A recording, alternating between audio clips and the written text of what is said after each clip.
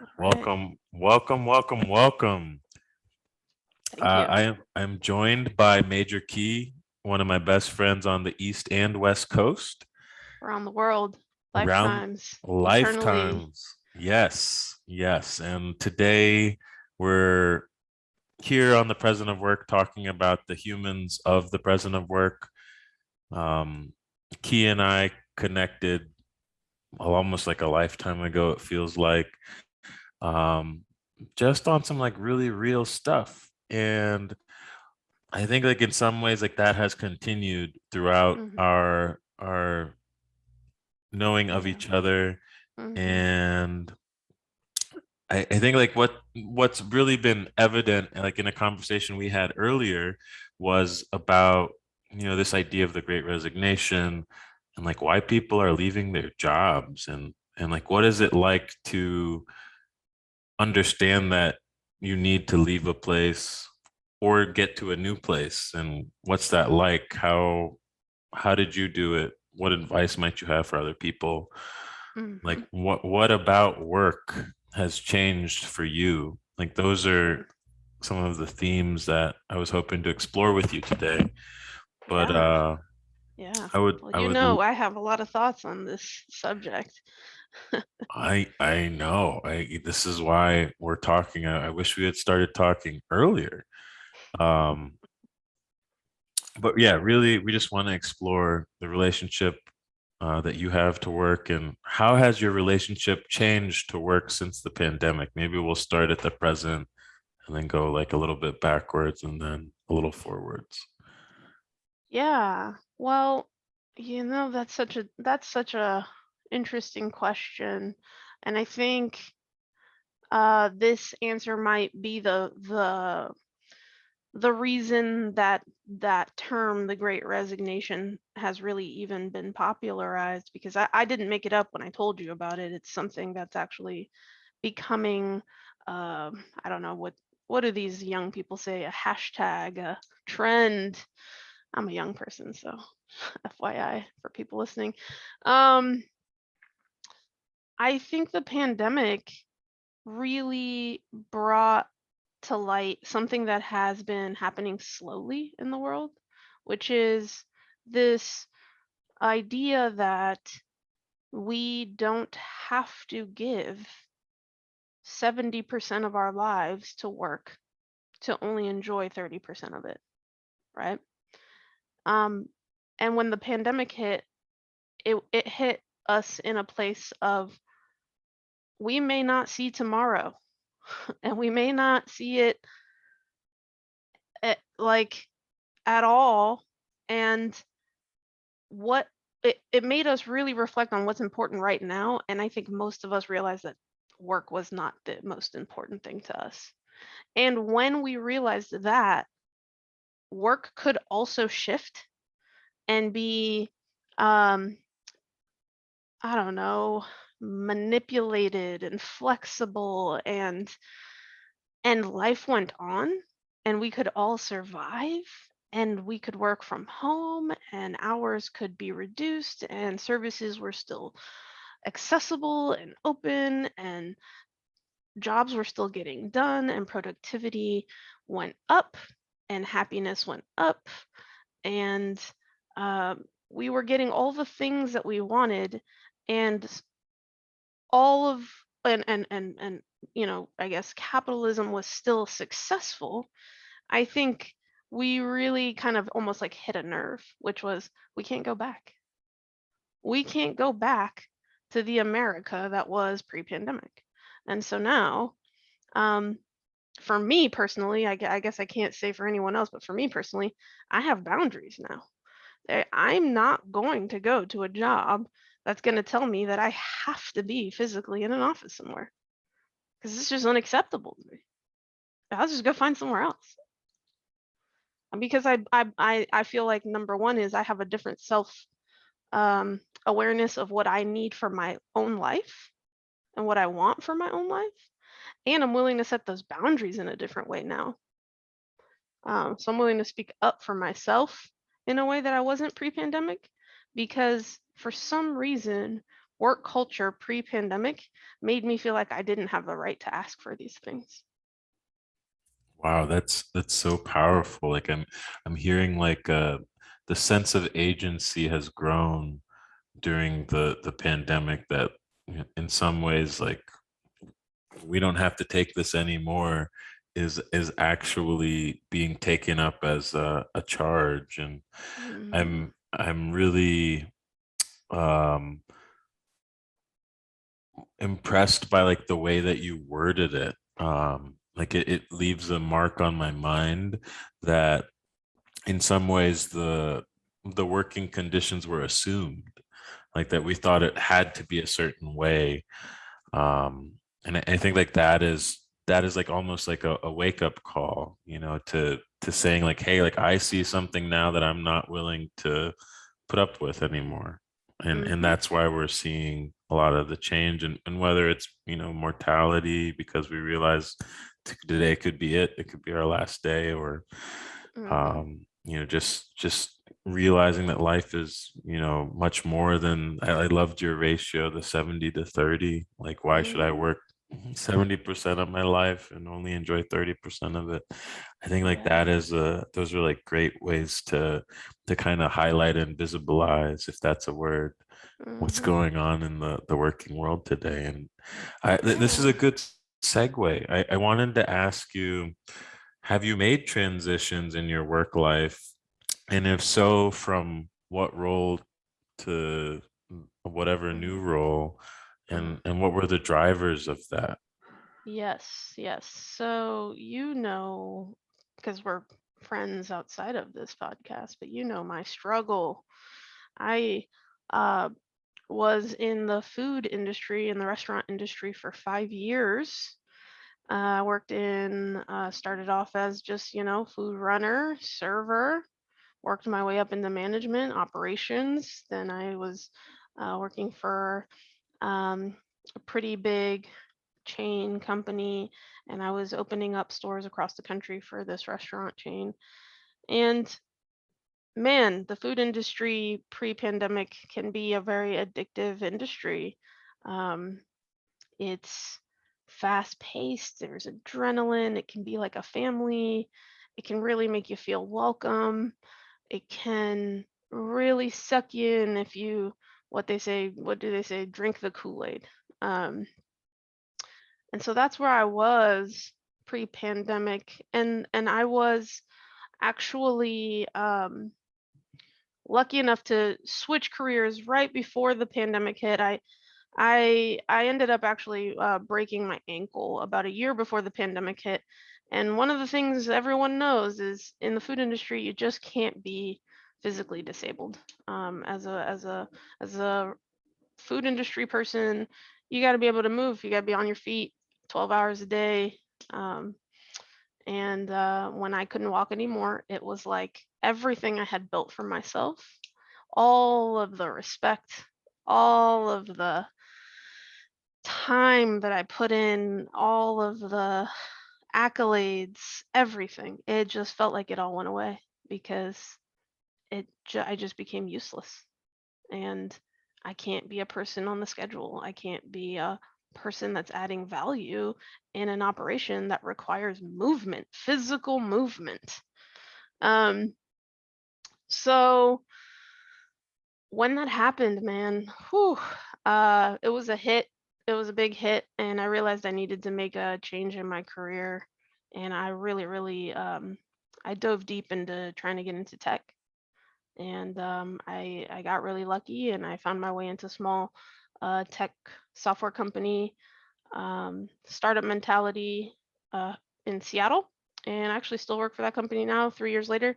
And I was with them when the pandemic hit, and we did really well through the pandemic. We didn't let anyone go. We actually grew financially, and we're hiring through the pandemic. So um, I was one of the lucky few, which I'm very grateful for. But um, yeah, the food industry actually is the industry that I think is the hardest hit by this shift in work mentality. Um, they are the ones that are getting hit with this great resignation because they were the ones who had to work through this entire thing. They're the ones who didn't have the luxury of working from home. They're the ones who didn't have the luxury of being safe through this whole thing. They lost a lot of people through just getting COVID, um, and passing away and exposure. And a lot of these folks are uninsured. Restaurant workers can't afford insurance, and restaurant owners a lot of time can't afford to insure their folks. These are minimum wage jobs. And I think that the great resignation, if it's gonna hurt an industry, it's gonna hurt the food industry the most. And that's where we're seeing it first. I mean, you're just seeing people not going back to these serving jobs, these restaurants. You're seeing the lack of help in these labor intensive industries. Wow. Yeah, no, that is like very vivid. Like I think in some ways, like I'd like to highlight for listeners, um, just something there's like an invisibility behind a lot of the service industry, like food and hospitality, like that just people don't think about. They're just like, we have expectations of how an interaction or a transaction should go, but there's a Mm, lot of stuff happening behind the scenes. there's so um much and I'm unspoken stuff. I'm wondering, like you were starting to hint at it. I think like being on your feet 12 hours a day, needing Hmm. to be able to move around. Could you kind of paint a picture of like a normal day for someone Hmm. who might be in the industry, or just for Yeah, yourself? yeah. You know, I think something that you and I had talked about that interested you when I brought this up before we got on this call, was this idea that I told you about, that you have to work your way up in the food industry, right? And so I think that's something that we should definitely talk about, which is this idea that I definitely think needs to absolutely go in the trash if the food industry wants to survive the great resignation. And this idea of work your way up, for anyone who hasn't worked in the food industry before, what it means is a lot of times when you're going into the food industry, like when I decided to go to a restaurant and apply, it wasn't because I woke up one day and was inspired to serve food. It was because I was at my worst. I was dead broke. I had a degree that I couldn't use. No place was hiring me. I had like dried out every contact networking opportunity I could, and at this point needed fast cash. Okay.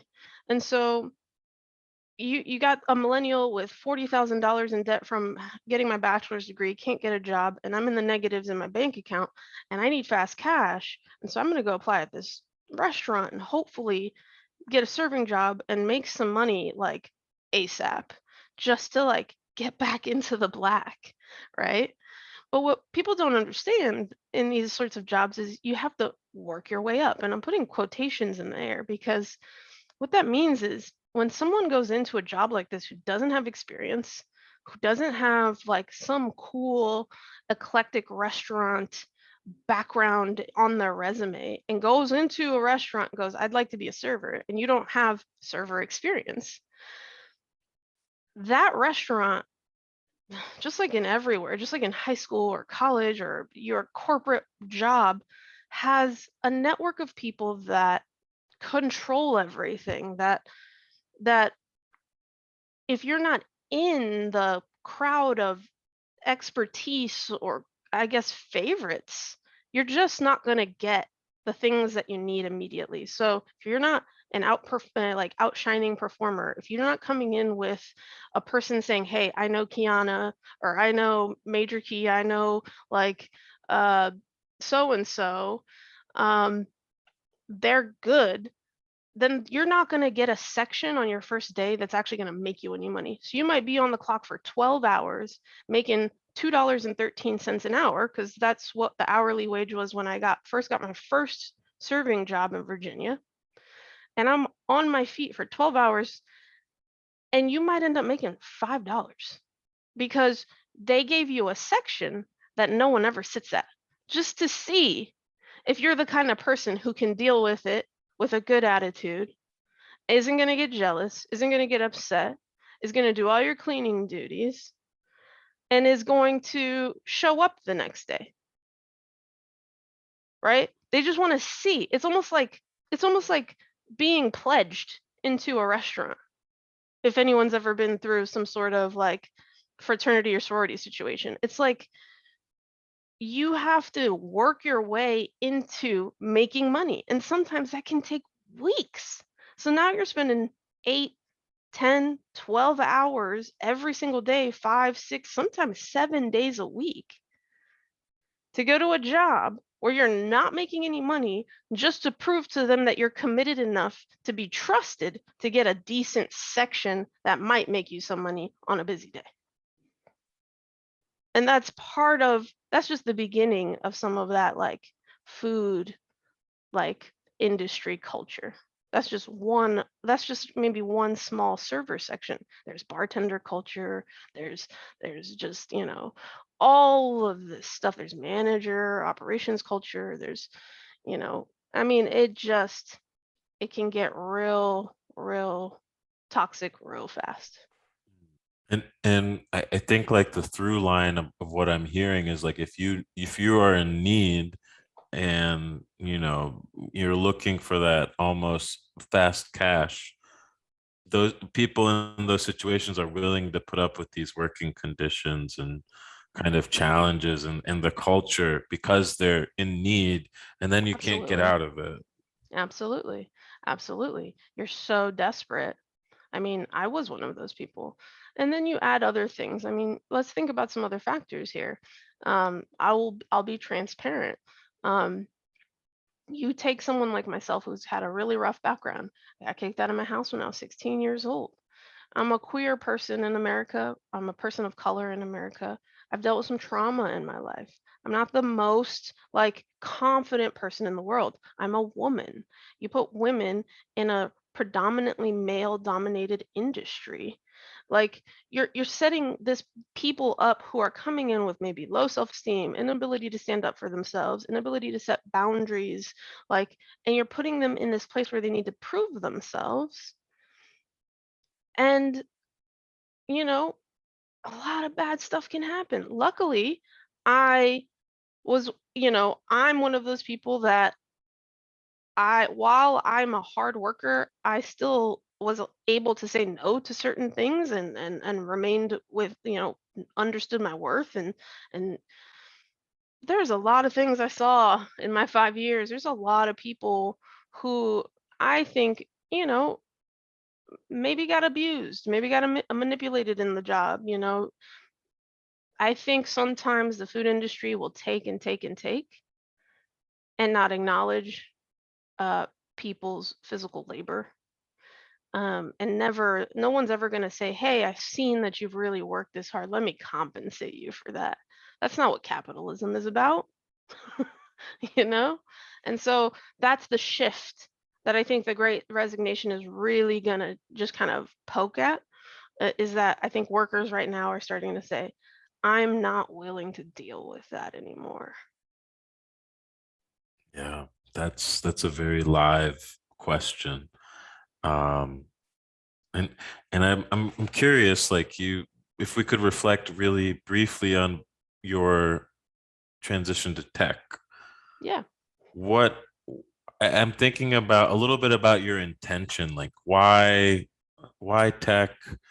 How did you change your mindset? Like you were talking Mm, about understanding your value and hmm. self-worth, and what do you feel like shifted, to kind of get Yeah. you to come into tech, and how is it in the tech world? Yeah. Yeah. I think in the 5 years that I was in the food industry, I got to dabble in a lot of different things, right? I moved from a food runner to a server. Then I moved into floor management. I became a training director. I started opening restaurants. I dabbled in a little bit of operations. I really had a lot of fun. And I met so many different personalities. And in all of that, I realized that what I was looking for was never really satisfied. Like there was this like untangible thing that I wasn't getting out of work. And the thing that was this need to learn something more. It was almost like I was searching for a mentor, except in the food industry, you can find a lot of mentors and they come in different forms, but maybe the problem with the food industry for me was that I didn't actually know what I wanted to learn. And so I kept searching for a mentor, except every time I found someone that I felt could have that potential, their skill wasn't necessarily a skill I was interested in. And so when they had something to teach me, I kind of got bored.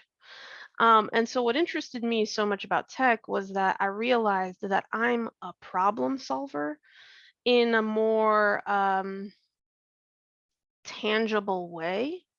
I grew up really, I loved puzzles. I love fixing cars. That's my hobby.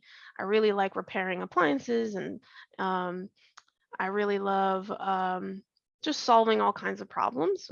When I was a kid, I used to like take apart the VCR and put it back together just for fun.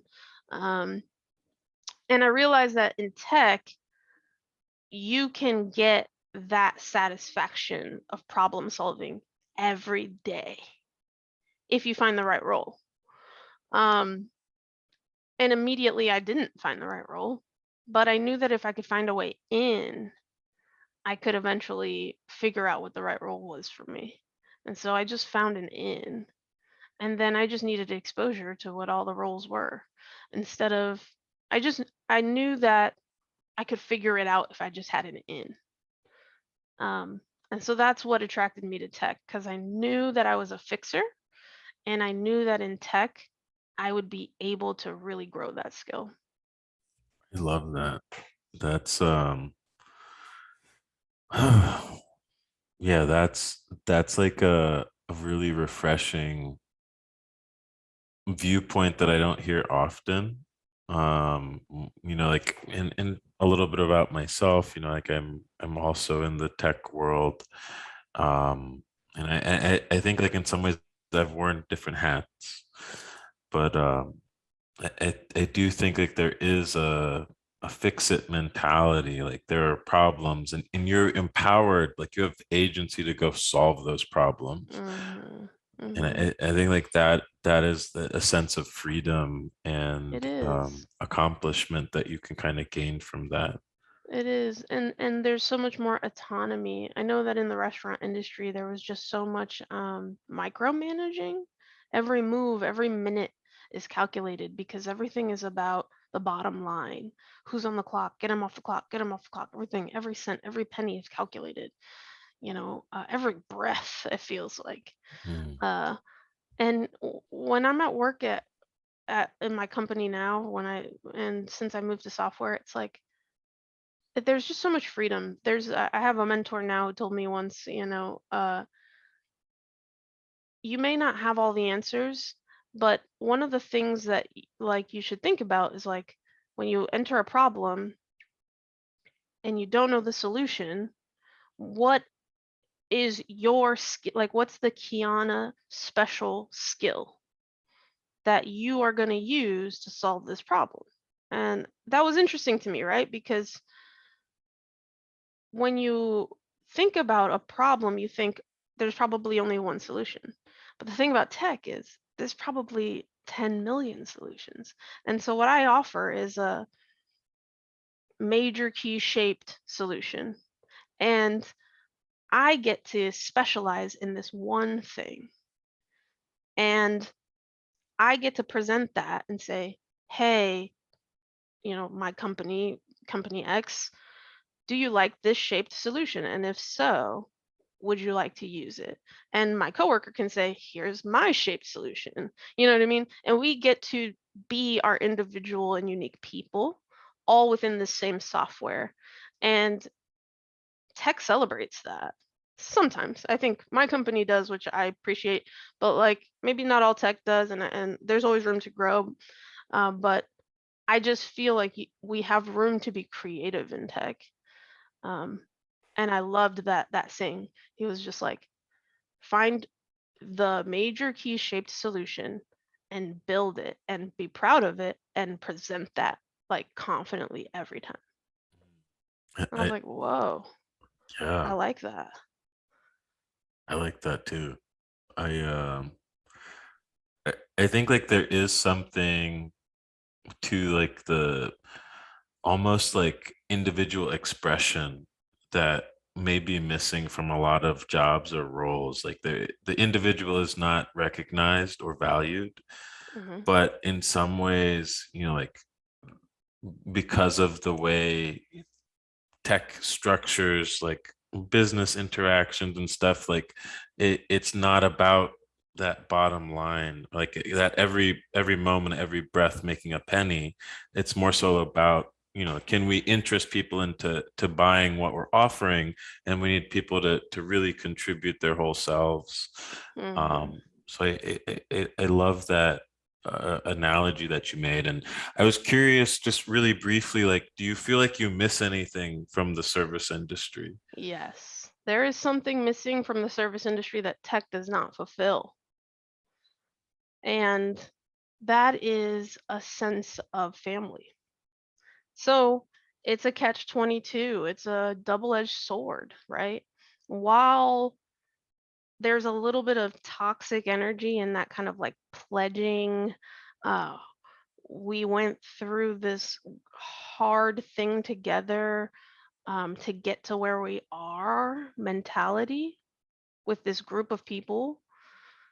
In the end, bonds are formed that cannot be replicated in cubicles, right? Or in meeting rooms and in business suits and over beers and happy hours. It just can't be.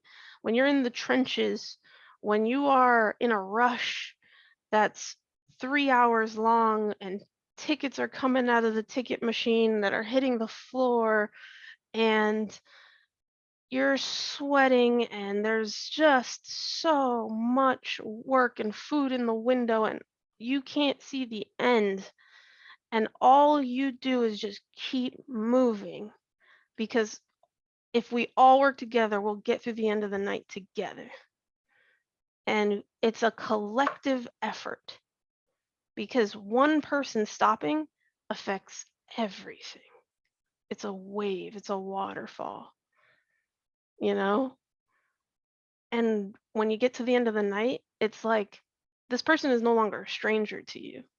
You all are family. You all are like blood, sweat, and tears connected. It's like there's just an unspoken thing there. And so I can look back for all those 5 years I worked in the restaurants, all the restaurants across the country. I have friends. I can go to whatever state I opened a store at, and I can call someone I haven't talked to since 5 years from now, and I know for sure they're just gonna be like, "Oh yeah, well, I'm gonna take you out. Come over." Blah blah blah. Just because it's an unspoken bond, and that's something I have never been able to replicate in this new world, in this new job, in this new career.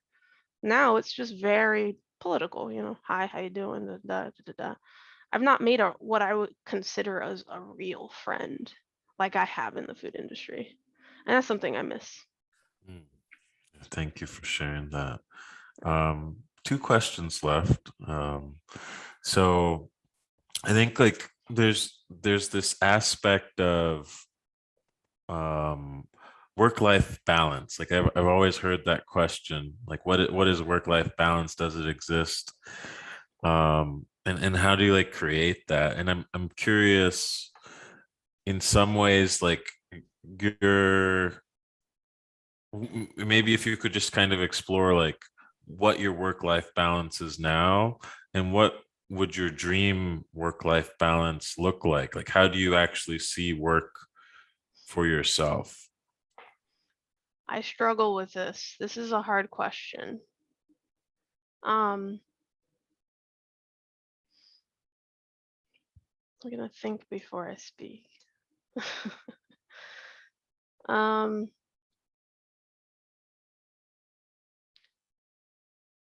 I come from an industry where I think I was a perpetrator of capitalism, um, where I was a manager who wanted those workers who would just take the extra shift, who would just work that seventh day with no days off that week, who would just stay overtime, you know, work those 12 hours because it made my life easier as a manager.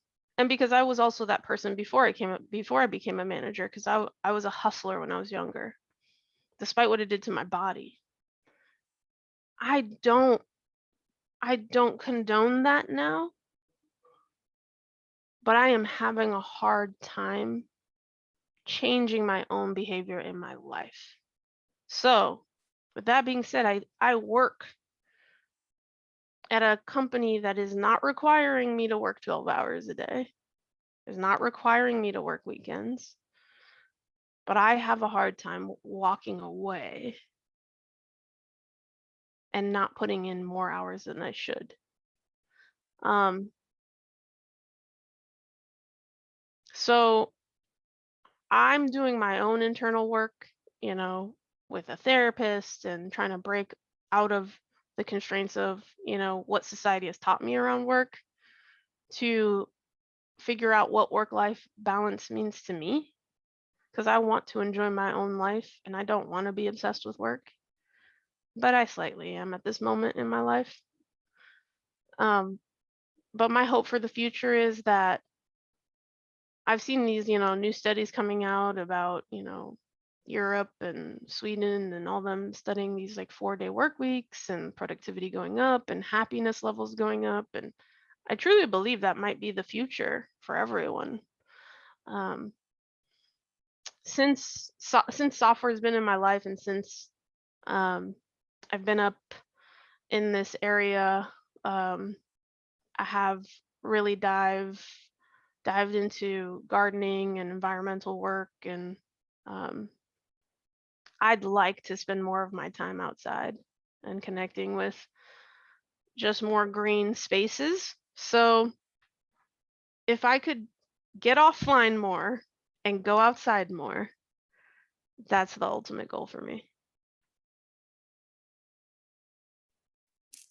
I love that. Hmm. That is a life worth living. That is a life worth living. Yeah. Hmm. I think we're all I think we're all addicted to the internet and computers and working. Um, I recognize that in myself, and I don't necessarily like that part of myself. Hmm. So Okay. I hope anyone else who's listening can recognize those things in themselves. And if you have a goal to reduce your screen time, go for it. Hmm. Do it.